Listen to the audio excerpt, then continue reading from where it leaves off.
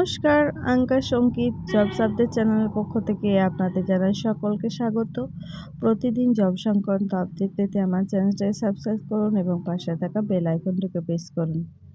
আবারও নিয়ে চলে এসেছি রাজ্য সরকার থেকে একটি বিরাট খুশির খবর।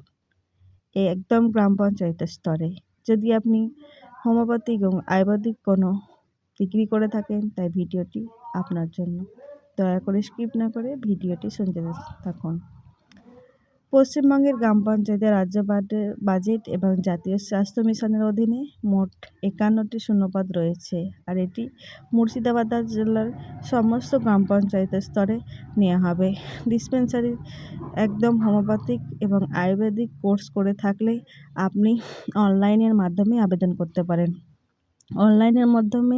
অনলাইনের ওয়েবসাইটটি হলো www.murshidabadzp.in।